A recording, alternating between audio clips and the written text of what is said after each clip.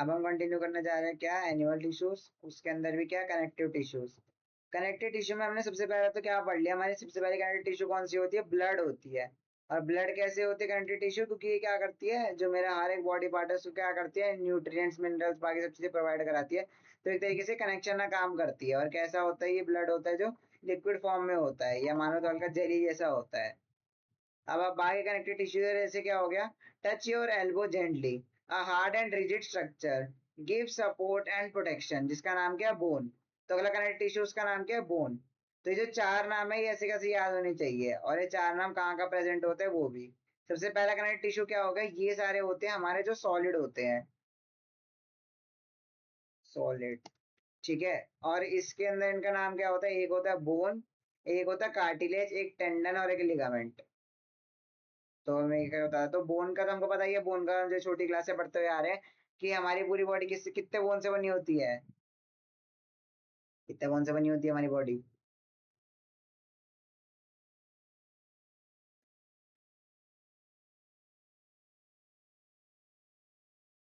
ले लो, कितने बोन से बनी होती है, 206 से बनी होती है ना। हाँ, तो हमारी बॉडी क्या होती है, 206 बोन से बनी हुई होती है। जो एक प्रॉपर एवरेज गर्ल की बॉडी होती है उसके अंदर। तो अब क्या है कि ये जो बोन्स है इनका मेन काम क्या होता है, स्ट्रेंथ प्रोवाइड करना, मतलब ताकत प्रोवाइड करना, सपोर्ट प्रोवाइड करना हमारी बॉडी को, मतलब एक तरीके से सपोर्ट मैकेनिज्म है, और साथ प्रोटेक्शन। प्रोटेक्शन किस चीज से, किसी भी मैकेनिकल इंजीनियरिंग से या फिर किसी भी टाइप की और चीज से, जो क्या कर सकती है, पॉसिबिलिटी से मान लो किसी का एक्सीडेंट हो गया, किसी को चोट लग गई, तो उस समय क्या होएगा कि एकदम से बॉडी डिफॉर्म नहीं होगी, अगर बोन्स नहीं होगी तो क्या आएगा, बॉडी डिफॉर्म हो जाएगी। उसके बाद है press and fold your ears और press gently on the nose and top and stop. अब जैसे क्या होता है, मान लो ये तुम्हारा कान है, ठीक है, तो कान में भी बोन तो प्रेजेंट होती है। ये मान लो अगर तुम्हारा कान है, यार इसके इधर मुंह में, ठीक है, तो तुम चेक करो कि जो तुम कान का ये जो लोब वाला पार्ट होता है इसको तुम मूव कर सकते हो। तुम अगर अब हाथ लगा के कोशिश करोगे तो ये क्या होता है, ये एक थोड़ी सी सॉफ्ट बोन होती है। बोन तो होती है कि मतलब ये सपोर्ट प्रोवाइड करता है, अपनी शेप में वापस आया, टूटता नहीं है। पर क्या होती है, ये जो बोन है ये कैसी हल्की सॉफ्ट है, तो इसलिए इसका नाम क्या दे दिया, सॉफ्ट एंड फ्लेक्सिबल स्ट्रक्चर। और साथ में क्या कर रहा है, अपनी शेप रिटेन कर रहा है। इसका नाम क्या है, कार्टिलेज। तो बोन और कार्टिलेज में क्या फर्क है, बोन कैसी होती है, हार्ड होती है। कार्टिलेज कैसी होती है, सॉफ्ट होती है। और इन दोनों में फर्क क्या होता है, बोन और कार्टिलेज का स्ट्रक्चर सेम ही होता है मोस्टली। बस जो बोन होती है वो बॉडी में ज्यादा नंबर में होते हैं, कार्टिलेज कुछ ही जगह प्रेजेंट होती है, जैसे मान लो तुम्हारे ईयर्स हो गए, नोज की टिप हो गई वहां पे। इनका मेन काम क्या होता है, फ्लेक्सिबिलिटी देना और कुशन प्रोवाइड करना बोन्स के एंड पे, ताकि क्या हो सके, कभी भी शॉक वॉक लगे तो एब्जॉर्ब कर सके। मान लो जैसे तुम्हारे कान पे किसी ने मार दिया, एक तुम्हारे एकदम से फेस पे किसी ने मार दिया, तो क्या होता है, ज्यादातर जो शॉक होता है तुम्हारी वो नोज होती है या जो ईयर्स होते हैं वो एब्जॉर्ब कर लेते हैं। अगर वो प्रॉपरली बोन की तरह रिजिड होंगे तो क्या आएगा, उनका टूटने का या फिर ब्रेक होने का खतरा ज्यादा हो जाएगा। इसलिए क्या है, कार्टिलेजेस कैसे होते हैं, सॉफ्ट होते हैं। इसमें कोई डाउट हो तो कार्टिलेज में।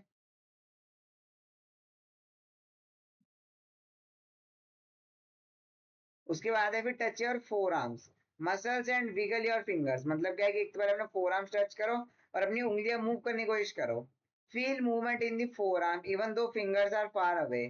तो तुम्हें पता लगेगा कि जब तुमने अपना फोर आर्म है उसके अंदर तुम मूवमेंट फील कर पा रहे हो, भले तुम्हारी उंगलियां बहुत दूर है तुम्हारे फोर आर्म से, तो जो मूव अपनी फिंगर्स हिलाते हो तो क्या होता है, तुम्हारे जो फोर आर्म्स है वो भी मूव करता है। क्यों, क्योंकि उसमें एक टिश्यू प्रेजेंट है जिसका नाम क्या होता है, टेंडन।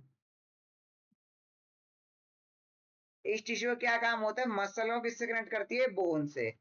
तो बस ऐसे ही याद कर लो क्या, मसल को बोन से कौन कनेक्ट करता है, टेंडन कनेक्ट करता है। तुमने सुना भी होगा एक वर्ड होता है कि किसी का टेंडन ब्रेक हो गया या किसी का मसल टीयर हो गया। तो टेंडेंस वही होता है, टेंडन बेसिकली यार दिखता है, फोटो दे रखी हो तो वरना मैं दिखा देता हूँ। नहीं दे रखी शायद। टेंडन तुम ऐसे एज्यूम कर सकते हो कि मान लो ये तुम्हारा हैंड है, ये तुम्हारी हैंड की बोन है जिसको हम वो बोलते हैं, और इसके ऊपर क्या है, ऐसे करके तुम्हारा मसल है। ऐसे ही ना होता है कि हैंड के आसपास क्या होता है, ऐसे मसल के ब्लॉक बना हुआ होता है। तो कोई ना कोई चीज तो होगी ना जो इस मसल को इस हैंड से कनेक्ट करवाएगी।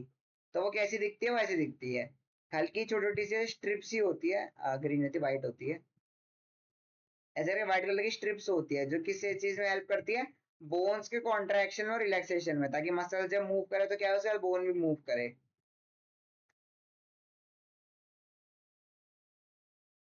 और ये उसके ऊपर क्या होता है, ये हैंड की स्किन हो गई उसके ऊपर फिर।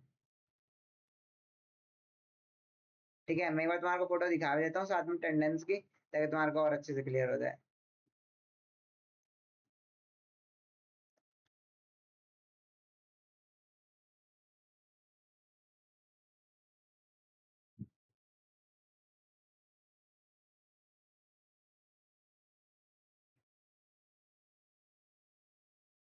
ठीक है, देखो ऐसा होगा टेंडन। कैसा है, ये देखो। ये क्या हो गया, ये तुम्हारी बोन है पूरी। ये क्या है, पूरी तुम्हारी बोन है। और इसके ऊपर क्या लगा हुआ है, मसल लगा हुआ है। ये क्या है, तुम्हारी मसल है। तो बोन और मसल को कौन कनेक्ट करता है, ये जो वाइट वाइट सा इस आंसर है, इसको हम क्या बोलते हैं, टेंडन बोलते हैं। और ये मेरे को ये बता कैसा होना चाहिए, फ्लेक्सिबल होना चाहिए, रिजिड होना चाहिए, एकदम टाइट होना चाहिए, क्या लगता है।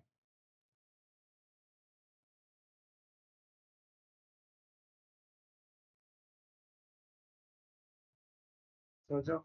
इसको क्या कराना है, इसको पूरा बोन को मूव करवाना है अपने साथ। इसको बार बार कॉन्ट्रैक्ट होना, रिलैक्स होना है, तो थोड़ा टेंडेंस कैसे होते हैं, थोड़े से हालांकि कैसे फ्लेक्सिबल होते हैं, वो अपनी शेप रिगेन करके रखते हैं, पर क्या होते हैं साथ में फ्लेक्सिबल होता है, कि क्या हो सके, जैसे मान लो इसको ऐसे मान सकते हो तुम, कि ये क्या हो रखा है तुमने, एक बलून मान रखा है। ये बलून है, ठीक है, और ये क्या, ये बलून की टिप है। तो क्या हो सकता है, बलून की टिप अगर जैसे बलून के ऊपर से जब उसको मुंह पकड़ के तुम खींचते हो तो क्या होता है, वो स्ट्रेच हो जाता है। और जब छोड़ते हो तो क्या होता है, वो रिलैक्स हो जाता है। तो हमारी मसल्स भी ऐसी होती है, कॉन्ट्रैक्ट होती है फिर रिलैक्स होती है, कॉन्ट्रैक्ट होती है फिर रिलैक्स होती है, मतलब ऐसे पतली होती है फिर चौड़ी होती है। फिर इसके बाद है sit on a chair and move your legs upward till your knees. अब फिर क्या करो कि एक चेयर पे बैठो और क्या करो, अपने पैर कहाँ तक ऊपर कर लो, अपने नीज तक। तो जब joint does not go beyond a limit, तो तुम्हें पता लगेगा कि तुम्हारे जो पैरों के जॉइंट्स है, वो क्या है, एक एक पॉइंट तक, या तुम्हारे जो पैर तुम सीधे कर रहे हो एक पॉइंट से ऊपर नहीं जा पा रहे हैं। तो क्या होता है, जो दो बोन को आपस में कनेक्ट करता है, जो टिश्यू, बोन टू ब्रोन, उस टिश्यू का नाम क्या होता है, हमारा लिगामेंट। तो नॉर्मली क्या होता है, फुटबॉलर्स हो गए या जो एथलीट्स वगैरह हो गए, सबसे ज्यादा कॉमन चीज क्या होता है, लिगामेंट टीयर होता है, जिसमें क्या होता है कि जो बोन टू बोन के बीच का जो स्ट्रक्चर होता है, वो ब्रेक हो जाता है, जिससे क्या होता है, उनकी जो बोन्स होती है वो कैसी हो जाती है, डिसबैलेंस हो जाती है, या उनका जो बीच का कनेक्शन है वो टूट जाता है। तो दिखाया तो लिगामेंट भी कैसे दिखाई देता है तुम्हारा।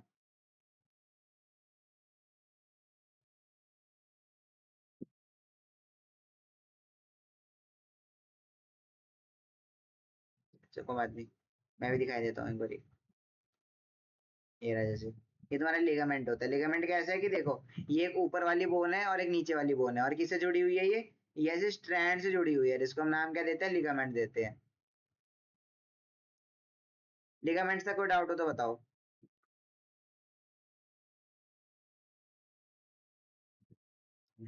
Bones have a rigid mat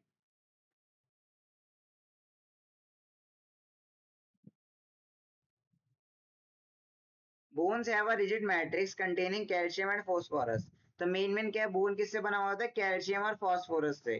compound giving them strength and rigidity, और क्योंकि इसमें दो चीजें प्रेजेंट है तो इसलिए इसमें क्या होता है कि स्ट्रेंथ होता है, रिजिडिटी होता है। बट कार्टिलेज में क्या होता है, कार्टिलेज कैसे होता है, सॉफ्ट होता है, जेली लाइक होता है और फ्लेक्सिबल होता है। Other connective tissue include tendon and ligament, tendon connect muscle to bones while ligament connect bone to bone. ये जो चीज है, ये क्या है, ये एमसीक्यू क्वेश्चन बन सकता है तुम्हारा, कि वो क्या बोल देंगे कि ऐसा कौन सा टिश्यू है जिसका काम क्या होता है, बोन टू बोन कनेक्ट करना, या जो तुम्हारा टेंडन है उसका काम क्या होता है। तो उसके ऊपर से हो सकता है या तुम्हारे को 2 नंबर का रीजनिंग दे दे, या फिर तुम्हारे को एक एमसीक्यू में दे दे कि हाँ मतलब बोन टू बोन कनेक्ट करने कौन सा टिश्यू होगा, 4 ऑप्शन दे देंगे वो, बोन हो गया, कार्टिलेज हो गया, टेंडन हो गया, लिगामेंट हो गया। तो ज्यादातर बच्चे क्या होता है, टेंडन और लिगामेंट में कंफ्यूज जाते हैं। ठीक है, तो सबसे बढ़िया एग्जांपल इसलिए क्या होता है, मैं सबको इसलिए ये वाला एग्जांपल याद करने को बोलता हूँ कि एग्जांपल याद कर लो बस। क्या, लिगामेंट टीयर किस में सबसे ज्यादा पाया जाता है, लिगामेंट सबसे ज्यादा पाया जाता है एथलीट्स में। तो इससे क्या होता है, एथलीट्स को सबसे ज्यादा किस चीज की जरूरत होती है, हमें लेग्स की। तो मतलब क्या, लेग्स में क्या होती है, बोन्स होते हैं, मतलब जो बोन और बोन को जब मैं आपस में कनेक्ट करता हूँ, तो मुझे क्या मिलेगा, मुझे मिलेगा लिगामेंट। तो ये मतलब ऐसी एग्जांपल की तरह याद करा देता हूँ, फिर टेंडन बच्चे उसका रिवर्स करके बना लेते हैं। लिगामेंट टियर किस में प्रोमिनेंट है? एथलीट्स में। और एथलीट्स में ज्यादा किसकी जरूरत है? लेग्स की। तो उसमें क्या मतलब क्या हो गया? बोन टू बोन कनेक्ट हो रही है वो लिगामेंट्स। अब इसके बाद थोड़ी मसल्स के बारे में कि कौन कौन सी ऐसी मसल्स की मूवमेंट है जो हम कंट्रोल कर सकते हैं। क्या लगता है कि तुम अपने हाथों की मूवमेंट कंट्रोल कर सकते हो?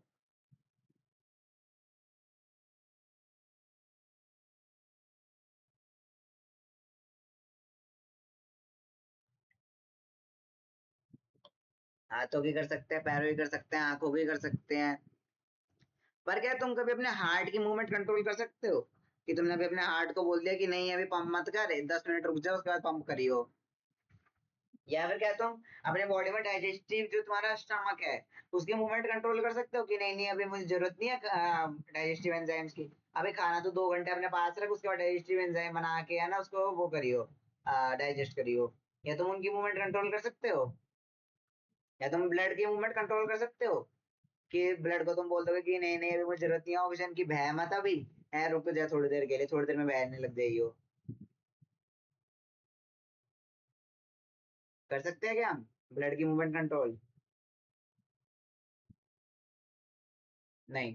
तो इसलिए क्या है कि हमारे पास दो टाइप की मूवमेंट्स आ गई, एक क्या है जो हम कंट्रोल कर सकते हैं और एक क्या है जो हम कंट्रोल नहीं कर सकते हैं।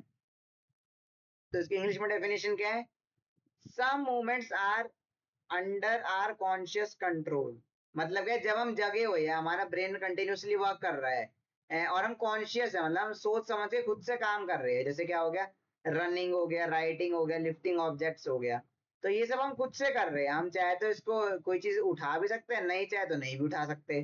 तो इसलिए इन सारी मूवमेंट्स को हम क्या बोलते हैं? इनको बोलते हैं वॉलेंटरी।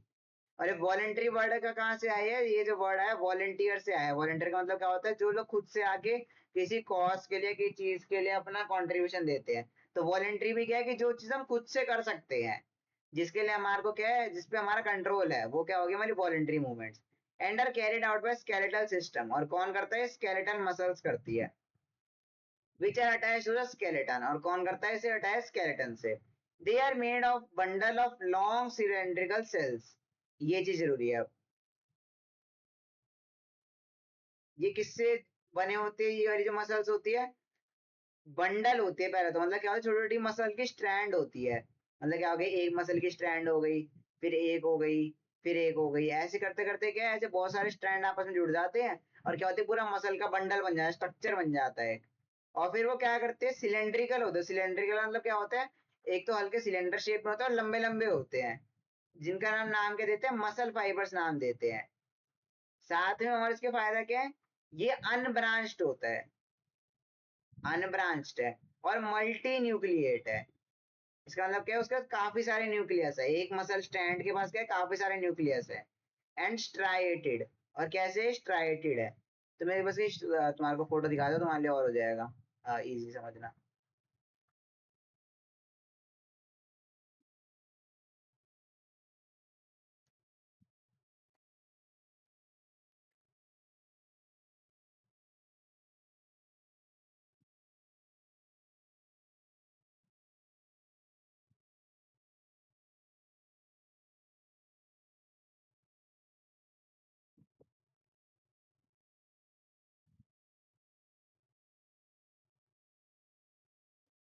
ये हमारे स्ट्राइटेड मसल। स्ट्राइटेड मसल क्यों है? क्योंकि देखो इसमें क्या है, डार्क और लाइट बैंड्स है, ये जैसे बैंड और डार्क है, ठीक है, और इसके बाद फिर अगला वाला क्या है, हल्का सा लाइट है, फिर उसके बाद ऊपर वाला डार्क है, फिर लाइट है, ऐसे करके क्या स्ट्राइएशन है। साथ में क्या है, ये जो ब्लैक ब्लैक दिख रहा है तुम्हारे को, ये क्या न्यूक्लियस है, इसमें काफी सारे न्यूक्लियस प्रेजेंट है देखो। और साथ में क्या है, ये कैसी शेप का है? सिलेंडर जैसी शेप का है। तुम अगर इसको ऐसे करके विजुअलाइज कर सको तो सिलेंडर जैसा है थोड़ा थोड़ा। एज ऑन इसके तीन प्रॉपर्टी क्या है? और एक इसने क्या बोला? अनब्रांच्ड। अनब्रांच्ड का मतलब क्या है? इसमें कोई ब्रांचिंग नहीं है। ब्रांचिंग का मतलब क्या होता है कि जो मेरी मसल ऐसे दिखाई देती है कि एक ही मसल से क्या है, कोई दूसरी मसल निकल रही है, तो मैं उसको बोलता कि वो वाली मसल क्या है, मेरी ब्रांच्ड है। पर ये क्या है, ये है मेरी अनब्रांच्ड। अगर एक मसल दो मसल निकल रही होती तो। पर इसमें क्या है, एक ही मसल से कोई मसल नहीं निकल रही है, तो ये कैसे अनब्रांच्ड है। तो अब इसमें स्ट्राइटेड है तो पक्का अनस्ट्राइटेड भी होगा। तो वो किस में यूज होते हैं? वो इनवॉलेंटरी मूवमेंट्स में यूज होते हैं। मैनी बॉडी मूवमेंट्स अकर ऑटोमेटिकली विदाउट कॉन्शियस कंट्रोल। काफी चीजें होती है जो हमारे कॉन्शियस कंट्रोल में नहीं होती है, जैसे फूड का मूवमेंट हो गया इंटेस्टाइन में, हार्ट का बीट होना बार बारी, जिसको हम क्या बोलते हैं, इनवॉलेंटरी मूवमेंट्स बोलते हैं। और जो मसल्स रिस्पॉन्सिबल होती है उसको हम क्या नाम देते हैं, उसको हम नाम देते हैं स्मूथ मसल्स। पीछे वाली क्या आती मेरी, पीछे वाली थी मेरी स्ट्राइटेड मसल्स या फिर स्केलेटल मसल्स। इन्होंने इसको वो नहीं कर रखा है, बोल्ड नहीं कर रखा है, मैं इसको कर देता हूँ। इसको हम बोलते हैं स्केलेटल मसल्स या फिर क्या बोलते हैं, स्ट्राइटेड मसल्स। यहाँ इसका नाम क्या है, स्मूथ मसल। स्मूथ मसल कौन सी है, जो हमारे कैसे फंक्शन में हेल्प करती है, इनवॉलेंट्री में हेल्प करती है। Which are found in organs like, कहाँ का प्रेजेंट है, स्टमक में और इंटेस्टाइन्स में। Their cells are spindle shaped. Spindle का मतलब क्या होता है, ये जो स्पिंडल होता है ना, ये ऐसी शेप का, पत्ती याद हो थोड़ा, क्यों ऊपर से टेपरिंग है, ऊपर से पतली है और नीचे से चौड़ी है, इसको हम बोलते हैं स्पिंडल शेप। ऐसी शेप की होती है ये वाली मसल्स। स्पिंडल शेप है, कैसे होता है, सिंगल न्यूक्लियस होता है उनके पास, एंड लैक स्ट्राइएशंस। और क्या स्ट्राइएशंस नहीं होते इसके अंदर, इन्हें दिखा रखा होता है, देखो जैसे ये रहा। ये तो क्या होगी, मेरी स्केलेटल मसल होगी, लंबी लंबी ट्यूब जैसी मल्टीपल न्यूक्लियस वाली। और ये होगी स्मूथ मसल, जो कैसी है, फोटो थोड़ी अच्छी नहीं है ये वाली, मैं दूसरी दिखा देता हूँ स्मूथ मसल्स की फोटो।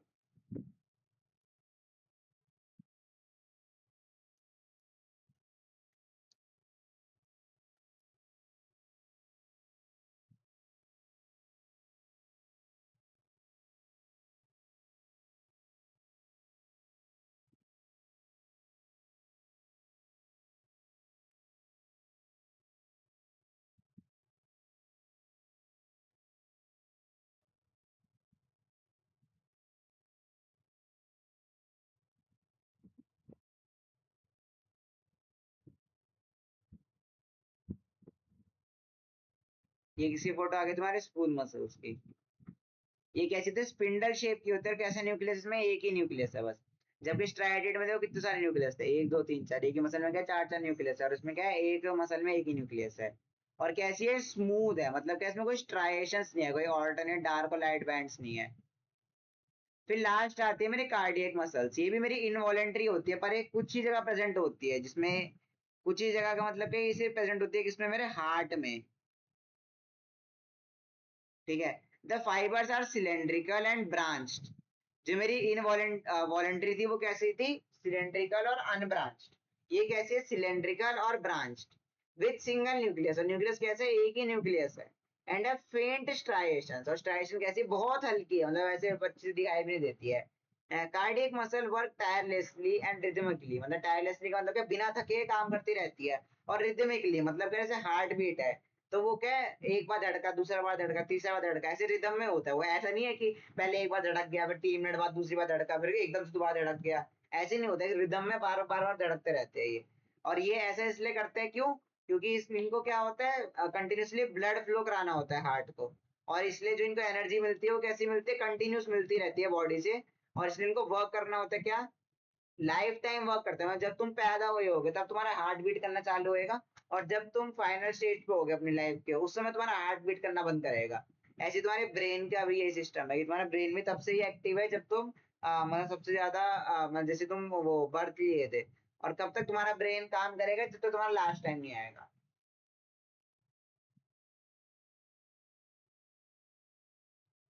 तो इसमें से बहुत बड़ा 5 नंबर का क्वेश्चन बनता है क्या, दो चीजें, या तो तुम्हारा क्या बोल देगा, कोई सी एक मसल टाइप दे देगा और फिर बोलेगा कि मेरे को एक्सप्लेन करो कि ये वाली जो मसल टाइप है इसके फीचर्स क्या है, कहाँ का प्रेजेंट होती है। दूसरा क्वेश्चन क्या बन सकता है, ये बोल देगा इनवॉलेंट्री और वॉलेंट्री मसल्स होती है, उनमें डिफरेंस बताओ क्या क्या होता है। तो उसमें तुम्हारे को ये सब कुछ ही लिखना पड़ेगा कि एक सिलेंड्रिकल है, एक ब्रांच्ड है, एक स्मूथ मसल है, कार्डियक मसल है, एक स्केलेटल मसल है, एक आर्म्स में प्रेजेंट होती है, पूरी बॉडी में प्रेजेंट होती है, एक स्टमक में, एक इंटेस्टीन में, ऐसा बातें लिखनी पड़ेगी। यहाँ तक कोई दिक्कत।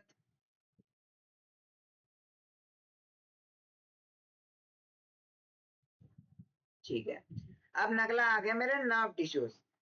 How does the body sense, communicate and response. अब तुम्हें क्या लगा, तुम्हारी बॉडी कैसे कोई भी चीज सेंस करते है, कि मान जैसे मैंने किसी गर्म चीज पे हाथ रख दिया, तो इतने में सोच भी नहीं पाता कि ये चीज गर्म है, मेरा हाथ अपने आप पीछे हो जाता है। या मान लो कि तुम्हारी बॉडी में क्या है, तुम्हें बहुत तेज भूख लग रही थी मान लो, पर अचानक से क्या हुआ कि तुम्हारे पीछे मान लो कुछ पड़ गया या फिर कुछ ऐसी प्रॉब्लम आ गई तुम्हारे पीछे, तो तुम क्या तेज से भागने लग गए, ऑल तो तुम्हारी बॉडी में एनर्जी नहीं है, तुम्हें बहुत तेज भूख लग रही है, पर तब भी एकदम से जो एनर्जी है तुम्हारी बॉडी के अंदर, वो सब कहाँ से आ रही है? तो वो सब किसकी हेल्प से आ रही है? वो सब हमारे नर्वस टिश्यू की वजह से। और नर्वस टिश्यू क्या है? हमारी पूरी बॉडी में जितनी भी सेंसी ऑर्गन्स होते हैं, कि मतलब हम टच कर सकते हैं किसी चीज को, स्मेल कर सकते हैं, किसी भी टाइप का सिग्नल भेज सकते हैं पूरी बॉडी के अंदर, वो काम हमारा नर्वस टिश्यू करता है।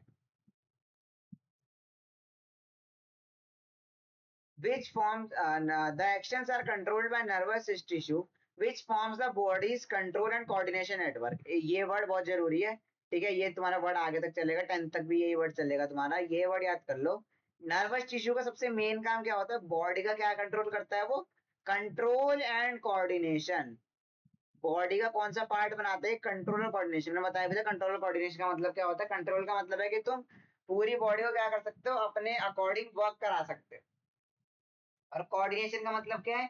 कि ऐसा नहीं है कि मान लो सिर्फ तुम्हारी आईज वर्क कर रही है, सिर्फ तुम्हारे लेग्स वर्क कर रहे हैं, तुम्हारा कोई भी एक तुमको काम करना है, मान लो सिर्फ तुम्हारे को चलना ही है, तो भी क्या होगा? तुम्हारी आईज वर्क कर रही होगी, आसपास के सराउंडिंग देख रही होगी, तुम्हारे लेग्स क्या कर रखे होंगे, उसके अकॉर्डिंग रिस्पॉन्ड कर रहे होंगे, तुम्हारे जो बाकी बॉडी पार्ट्स है वो क्या कर रहे हैं? एनर्जी बना रहे होंगे और वहां तक ब्लड को पहुंचा रहे होंगे। तो क्या है, एक छोटा सा फंक्शन करने के लिए क्या है, काफी सारे फंक्शन छोटे छोटे हो रहे होते हैं, तो इसमें क्या है, कोऑर्डिनेशन चाहिए पूरी बॉडी में। तो दोनों काम यही कराते हैं, तो कंट्रोल कराता है सिस्टम को, और साथ में क्या कराता है? कोऑर्डिनेट कराता है। The brain act as the control centre, coordinating activities, memory and responses across the body. मतलब क्या करता है? कंट्रोल सेंटर की तरह एक्ट करता है कौन? ब्रेन। और क्या करता है ये? कोऑर्डिनेटिंग जो भी एक्टिविटीज है उनको काम करवाता है, मेमोरी को काम कराता है, या फिर पूरी बॉडी पे कोई भी रिस्पॉन्स देना है उसको इनिशिएट करवाता है। Muscles both voluntary and involuntary can not function independently.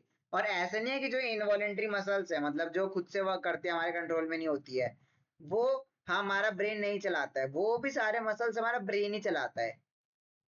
बस हमें पता नहीं लगता कि वो क्या है चला रहा है ब्रेन, बट टेक्निकली क्या कह सकते हैं वो, उसको भी जो न्यूरॉन्स है वो क्या है, कंटिन्यूसली सिग्नल भेज रहे हैं उसको, तभी वो वर्क कर रहा है। तभी क्या होएगा अगर बाई चांस तुम्हारा जैसे किसी का ब्रेन होता है, ब्रेन में कोई दिक्कत आ गई, तो चाहे फिर वो वॉलेंट्री मसल हो या इनवॉलेंट्री मसल हो, उसमें कोई ना कोई प्रॉब्लम आ ही जाती है। They receive instructions from the nervous tissue. और कहाँ से इनको इंस्ट्रक्शन मिल रही है? नर्वस टिश्यू से।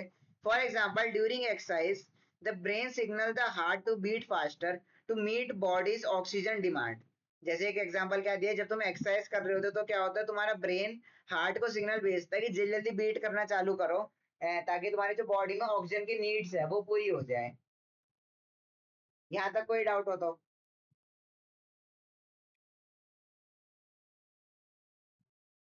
यहाँ तक कोई डाउट हो तो?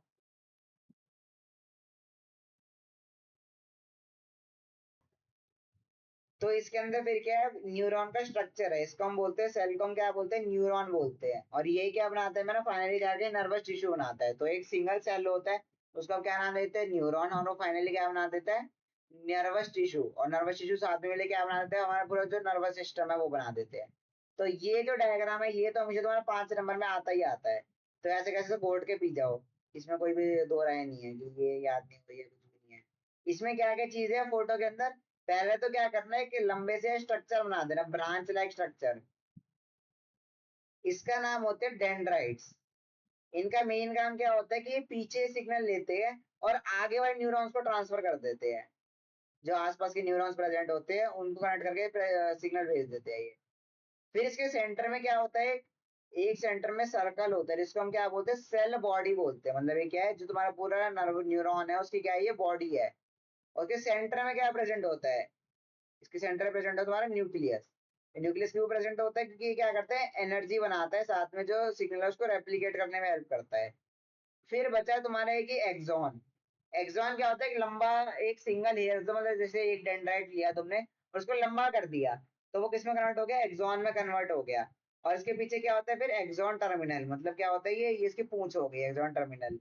ये यहाँ से सिग्नल आते हैं एक्सॉन से, और क्या यहाँ से आगे चले जाते हैं। और तुम देख रहे होगे इसके ऊपर क्या है? कुछ ग्रीन ग्रीन है। इसको हम एक नाम देते हैं, इसको नाम देते हैं myelin sheath.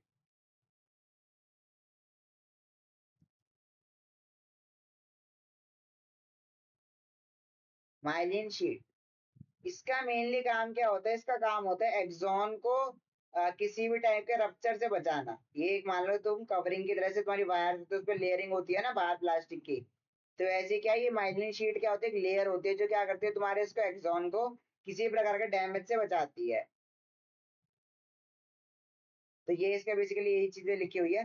Sales of nervous tissue are called neurons और nerve cells which are specialised to receive process and transmit messages. बीच में स्पेशलाइज होते हैं receive, process and transmit message. Each neuron has three main parts which contains the cell body. पहली part क्या है? Cell body. दूसरी है जिसमें क्या होता है? सेल बॉडी में न्यूक्लियस होता है और कंट्रोल क्या करता है? एक्टिविटीज को। डेंड्राइट्स होते हैं उसके बाद फिर जो क्या करते हैं? Which receive the signal from neurons. Dendrite क्या करते हैं? सिग्नल रिसीव करते हैं न्यूरॉन से। एक्सॉन क्या होता है? एक लॉन्ग फाइबर होता है that carries message from cell and ends at axon terminal. और कहाँ तक इसको एंड करता है? एक्सॉन टर्मिनल तक। The axon terminal transmit the message to other cells. और एक्सॉन टर्मिनल का काम क्या होता है? सेल्स को, बाकी सेल्स को क्या करना? मैसेज दे देना। यहाँ तक कोई डाउट हो तो? नर्व टिश्यू के ऊपर क्या है? ये पूरा का पूरा ऐसे कैसे याद होना चाहिए, सीधा 5 नंबर का क्वेश्चन बन जाता है इसके ऊपर। तो सब समझ जाता है नर्वस टिश्यू का काम क्या होता है, क्या स्ट्रक्चर होगा, डायग्राम बना के आ जाना तो आराम से 2 पेज 3 पेज का आंसर बन जाएगा तुम्हारा ये।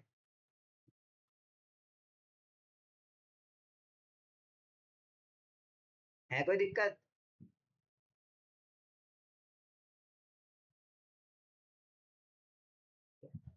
The musculoskeleton system. अब अगला क्या है? मस्क्यूलोस्केलेटन सिस्टम मतलब क्या है? मसल्स,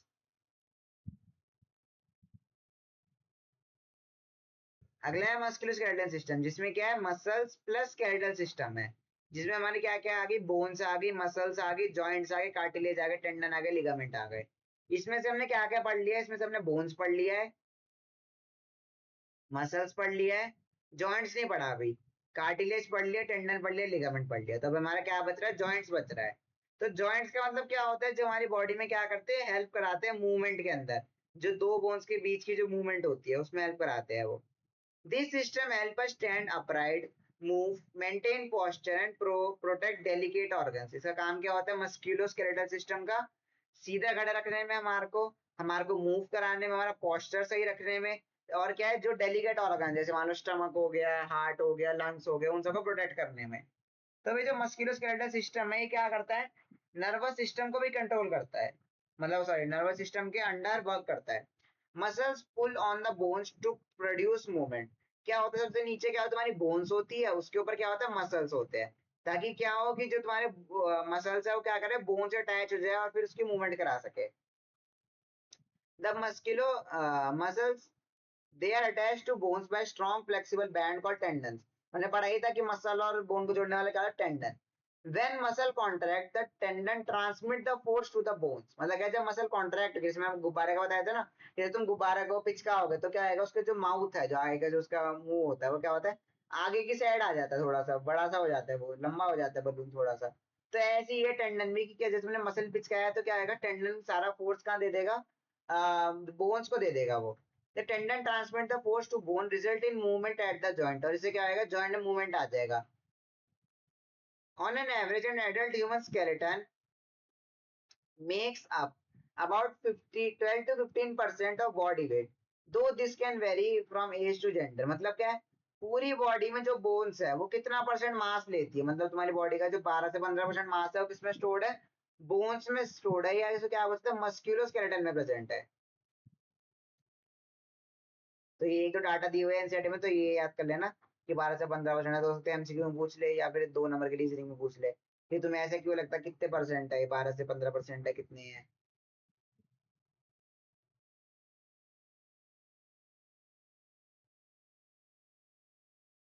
इसके बाद हम जॉइंट्स के बारे में पढ़ेंगे।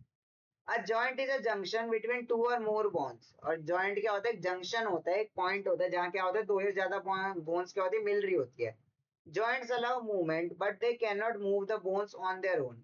जॉइंट्स इवन तो अलाउ करते हैं बोन्स की मूवमेंट के लिए, पर क्या होता है? वो खुद से मूव नहीं करा सकते हैं बोन्स को। सोच के देखो एक बारी कि अगर मान लो ये मेरा कोई कार्डबोर्ड का पीस है, ठीक है, तो क्या तुमको क्या लगता है? क्या मैं इसको यहाँ से मूव करा सकता हूँ इस वाले पॉइंट से, अगर टूटा हुआ नहीं है कार्डबोर्ड तो? अगर मैं इसको मान लो ऊपर नीचे करूँ कार्डबोर्ड को, तो क्या ये बीच में से मूव होएगा कभी? क्या लगता है? या फिर कार्डबोर्ड की जगह तुम ये मान लो मेरे पास कोई थिक टाइल है या कोई थिक वुड की शीट है, तो अगर मैं उसको फोल्ड करूं या मैं उसको आगे आगे हवा में झुलाऊं, तो तुम्हें क्या लगता है, क्या वो बीच में से मुड़ जाएगा?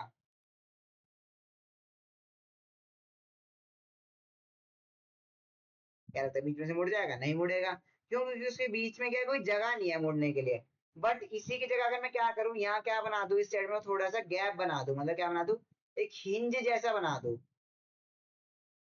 तो इससे क्या आएगा, ये गैप जैसे ही भरना होगा तो क्या आएगा, ये अगर मैं इसको ऐसे करके ऊपर ला सकता हूँ, तो क्या आएगा, ये लैपटॉप जैसे होता है। लैपटॉप मान लो, या तुम्हारी जो बुक होती है या जो तुम्हारा कॉपी होती है, अगर मान लो तुम्हारी कॉपी ऐसे बनी होती है सिंगल रेक्टेंगल से, तो क्या तुम इसको कभी फोल्ड कर पाते कॉपी को बंद करने के लिए? तुम्हारी कॉपी तो ऐसे कभी बंद ही नहीं हो पाती फिर। तो इसलिए ये लोग क्या करते हैं, सेंटर में क्या कर देते हैं, इसको क्रीज दे देते हैं, एक एक जॉइंट दे देते हैं दो कॉपियों के बीच में, ताकि क्या हो, ये फोल्ड होकर क्या हो सके, इसके ऊपर आ सके।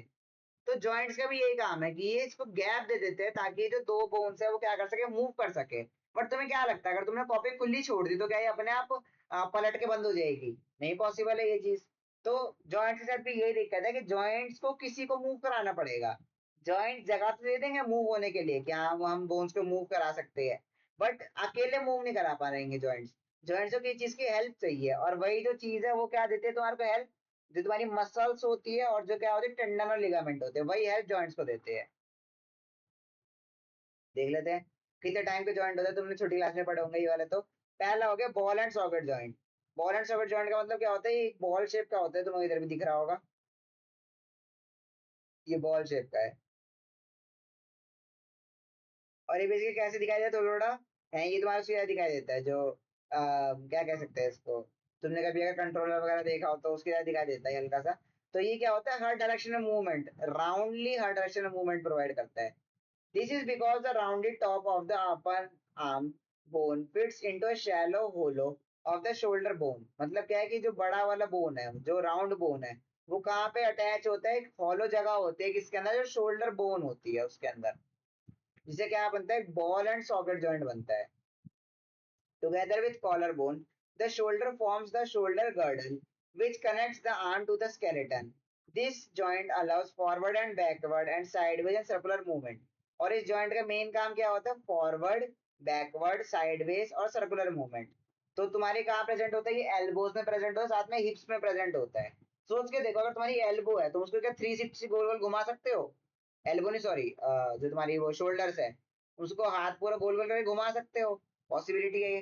पर तुम्हें क्या लगता है, क्या तुम अपने फोर आर्म को घुमा सकते हो गोल गोल करके? नहीं घुमा सकते हो। क्यों? क्योंकि तुम्हारी एल्बो में प्रेजेंट नहीं है ये, तो तुम उसको 360 घुमा नहीं सकते हो। ऐसे अगर आगे तुम्हारा हिंज जॉइंट, हिंज जॉइंट क्या दिखाई देता है तुम्हारा, डोर के जैसे वो होते हैं, हिंजेस होते हैं, वह दिखाई देता है ये। डोर के हिंजेस भी क्या होते हैं, तुमने देखा होगा दरवाजे के साइड में क्या लगे होते हैं, ऐसे करके हिंज लगे हुए होते हैं, जो दीवार चिपके हुए होते हैं। इनका मेन काम क्या होता है, क्या, दरवाजे को ऐसे इधर से इधर करके क्या करना, मूव कराना। तो हिंज जॉइंट कहाँ प्रेजेंट होता है, एल्बोज में प्रेजेंट होता है, जो क्या करता है, सिर्फ उसको बेंडिंग मूवमेंट देता है। तुम अपनी एल्बो को क्या कर सकते हो, ऊपर लेके जा सकते हो, नीचे लेके जा सकते हो, पर साइडवेज नहीं मूव कर सकते हो। क्या मैं अपनी एल्बो को लेफ्ट ले गया, राइट ले गया, वो पॉसिबल नहीं है। तुम्हारा शोल्डर लेफ्ट और राइट हो जाएगा, पर एल्बो नहीं होगी कभी भी। इसलिए इसको नाम क्या दे दिया इन्होंने, हिंज जॉइंट नाम दे दिया। और कहाँ का और भी प्रेजेंट होता है, नीज में, जो तुम्हारे घुटने होते हैं वहां प्रेजेंट होता है। इसका नाम क्या होता है, नी कैप। छोटा सा जॉइंट होता है, इसका नाम क्या होता है, नी कैप, जो क्या करता है, इस हिंज जॉइंट को प्रोटेक्ट करता है। यहाँ तक कोई डाउट हो तो?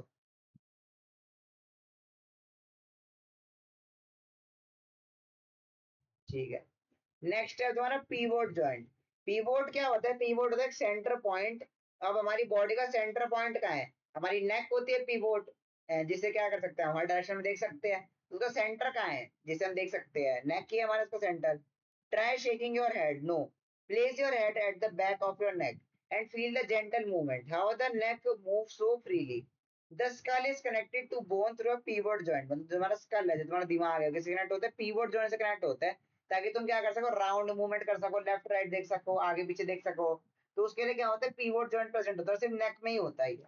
और कैसे दिखाई देता है, ये डोर नॉब की तरह है। जो डोर का गोल गोल सा हैंडल होता है ना, उसकी तरह दिखाई देता है ये। उसके बाद है फिक्स जॉइंट। फिक्स जॉइंट वो वाले जॉइंट होते हैं जो क्या होते हैं, सिर्फ एक केस की तरह या मतलब प्रोटेक्शन लेयर की तरह वर्क करते हैं। ये सपोर्ट प्रोवाइड करते हैं बट मूवमेंट प्रोवाइड नहीं करते। जैसे क्या हो गया, स्कल, जो हमारे ब्रेन के ऊपर स्कल प्रेजेंट होता है, वो क्या होता है, एक हार्ड बोन का स्ट्रक्चर होता है जो मूव नहीं हो सकता है, कि तुम सोचो कि उसमें जॉइंट वॉइंट डाल दो उसको मूव करा दो, ऐसा पॉसिबल नहीं है। Joint together to protect the brain, उसका काम क्या होता है, ब्रेन को प्रोटेक्ट करना, आईज को, ईयर्स को। The bone of the skull are connected by fixed joints, और किससे कनेक्ट होते हैं, फिक्स्ड जॉइंट से, which means bones of the skull can not move. इसलिए क्या है, जो स्कल की जो बोन्स है वो क्या है, आपस में कभी मूव नहीं कर सकती है। This keep the brain safe even when the body moves, और जो तुम्हारी बॉडी मूव करती है उसके बाद भी क्या है, ये भी तुम्हारे ब्रेन को सेफ रखता है। ठीक है, फोटो भी देख लो क्या दिखता है सारा का सारा तुम्हारा। ये होगा तुम्हारा पीवोट जॉइंट। पीवोट जॉइंट क्या दिखाई दे रहा है, तो कैसे गोल सा है और नी बीच में क्या है, ऐसे उसमें अटका हुआ है। तो ये देखो, ये ऐसे पूरा 360 ऐसे गोल मूवमेंट कर सकता है, ये पॉसिबल है इसके पास। और ये क्या एकदम लॉक हो चुका है, इंटरलॉक हो चुका है ये। तो क्या है, ये तो ना लेफ्ट मूव करेगा, ना राइट मूव करेगा, ना राउंड मूव करेगा। ऐसे ये बॉल क्या है, ये बॉल क्या हर डायरेक्शन में ऐसे ऐसे करके, ऐसे ऐसे करके हर डायरेक्शन में मूव कर सकते हैं, गोल गोल होके। और जो ये हिंज जॉइंट है, किस डायरेक्शन में मूव कर सकता है, ऊपर या नीचे। तो हमारी एल्बो भी क्या है, ऊपर या नीचे हो सकती है बस। किसी भी जॉइंट में कोई सी भी दिक्कत हो तो बता दो।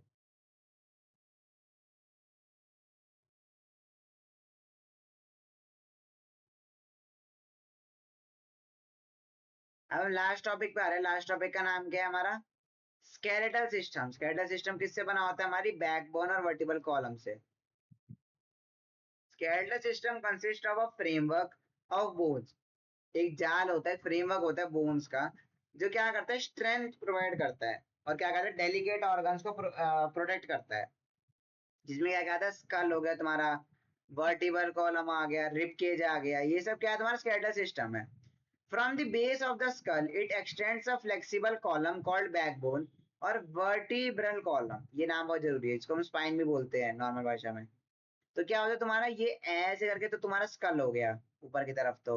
और पीछे से क्या निकल रहा है, एक लंबी सी बोन निकल रही है जो तुम्हारे हिप के ऊपर तक जा रही है, और इसका नाम ये लोग क्या देते हैं, इसका नाम देते हैं वर्टिबल कॉलम। ऐसा काम क्या होता है तुम्हारी बॉडी में, बेंडिंग प्रोवाइड कराना, कि जिससे तुम नीचे झुक सको या मूव कर सको या सपोर्ट ले सको। और इसका एक और काम बहुत बड़ा होता है जो कई बार बताते नहीं है, वो क्या होता है कि ये बॉडी से क्या करती है, सिग्नल्स लेती है और किसको दे देती है, ब्रेन को दे देती है। तो मतलब क्या होता है, काफी सारे जो न्यूरॉन्स होते हैं वो क्या होता है, इससे भी कनेक्टेड होते हैं, ताकि क्या हो कि सिग्नल ले जल्दी जल्दी और क्या करे, ब्रेन को दे दे। तो फास्ट ट्रांसमिशन में हेल्प करता है। तो ये किससे बना होता है, जिसमें तुम्हारा दिखाया छोटे छोटे छोटे छोटे क्या है, डॉट डॉट डॉट डॉट है, रेक्टेंगल शेप की बोन्स है। इन छोटे छोटे बोन्स का नाम क्या है, वर्टिब्रे। और इन सभी वर्टिब्रे को मिला के क्या बना है तुम्हारा, vertebral column. It supports the body, help stand upright, support करती है, सीधा खड़े रहने में हेल्प करती है। Between each vertebrae is a cartilage disc, और इनके बीच में क्या होता है, कार्टिलेज डिस्क होती है। कार्टिलेज हमने क्या पढ़ा था, कार्टिलेज डिस्क का काम क्या होता है, फ्लेक्सिबिलिटी प्रोवाइड कराना। तो इससे क्या होगा, ये जो बोन हो जाएगी, स्ट्रक्चर हो जाएगा, कैसा हो जाएगा, फ्लेक्सिबल हो जाएगा ये। Which acts as a cushion, जो क्या करता है, कुशन तकिए की तरह एक्ट करता है और क्या करता है, फ्लेक्सिबिलिटी देता है। So we can bend and twist without injuring the internal spinal cord, ताकि हम बेंड हो सके, वर्क कर सके, मूव कर सके, ट्विस्ट कर सके, बिना स्पाइनल कॉर्ड को डैमेज करे। इसके बाद है, can you feel the bone under your chest, these are your ribs. फिर अगली बोन्स कौन सी होगी, रिब्स, जो क्या है हमारी चेस्ट के जस्ट नीचे प्रेजेंट होती है। You have 12 pairs of rib. अब जैसे नाम आ गया तो क्या है, सॉरी नंबर आ गया तो क्या है, 12 पेयर्स है। तो ये चीज याद कर लेना कि क्या है, 12 पेयर्स है रिब्स के हमारी बॉडी में। Together they form the rib cage, और क्या बनाते हैं, रिब केज बनाते हैं। रिब केज का मेन काम क्या होता है, ये लंग्स को और हार्ट को प्रोटेक्ट करता है। The rib cage acts like a protective cage to protect vital organs. Vital organs क्या है, जो हमारी बॉडी का सबसे एसेंशियल ऑर्गन है, जैसे हार्ट हो गया, लंग्स हो गए, साथ में और भी करता है, डायफ्राम वगैरह हो गया, उनको भी ये प्रोटेक्ट करता है। But you may wonder how can such a strong cage move, and why does it need to move. The ribs are attached to the spine at the back and to the breast bone called sternum in the front. अब जो ribs होते हैं किससे connected होते हैं, वो पीछे की तरफ तो बैकबोन से कनेक्टेड होते हैं, जो हमारी ये स्पाइनल कॉर्ड है, जो स्पाइन है उससे। पर जो आगे की तरफ है वो किससे कनेक्ट होती है, ब्रेस्ट बोन होगी तुम्हारी, जिसको स्टर्नम बोलते हैं, उससे कनेक्ट होती है। और जो ये स्टर्नम होती है किससे बनी होती है? फ्लेक्सिबल कार्टिलेज से बनी होती है। जिससे क्या आएगा, जब भी इनको हम ज्वाइन करते हैं रिब्स को और स्टर्नम को कार्टिलेज के थ्रू, तो क्या होता है? फ्लेक्सिबिलिटी आती है। तभी तुम देखते हो कि जब भी तुम सांस अंदर खींचते हो तो तुम्हारे क्या रिब केज क्या स्वेल हो जाता है, तुम्हारी जो लंग्स को जगह मिल जाती है फूलने के लिए। और जब तुम सांस बाहर छोड़ो तो क्या होता है? रिब केज क्या होता है? कॉन्ट्रैक्ट हो जाता है, छोटा हो जाता है, तुम्हारे चेस्ट का साइज छोटा हो जाता है। और उसके बाद क्या होता है फिर? तुम सांस बाहर छोड़ देते हो, लंग्स का साइज भी छोटा हो जाता है। This flexibility allows the rib cage to expand and contract during breathing। और इसलिए क्या होता है? रिब केज किसमें हेल्प करता है? ये एक्सपैंड करने में और कॉन्ट्रैक्ट करने में जब हम सांस लेते हैं। This increase and decrease the space in chest. और इससे क्या फायदा होता है? चेस्ट की जो स्पेस है वो क्या होती है? इंक्रीज और डिक्रीज होती रहती है, ताकि क्या हो सके? हवा, अगर हम सांस अंदर लूंगा तो क्या आएगा? चेस्ट की साइज इंक्रीज हो जाएगी, मतलब ज्यादा स्पेस आ जाएगी उसके पास एयर एक्यूमुलेट करने के लिए। और जब मैं सांस बाहर छोड़ूंगा तो क्या आएगा? चेस्ट का साइज कम हो जाएगा। तो क्या आएगा? जितनी भी एयर अंदर ट्रैप थी वो क्या आएगी? सारी बाहर निकल जाएगी। Injury to ribs can make breathing painful and difficult. और क्या आएगा? कभी भी जैसे अगर रिब्स में कोई दिक्कत आती है तो क्या होता है? जो ब्रीदिंग होती है वो क्या होती है? पेनफुल हो जाती है, और उसमें काफी दर्द होता है।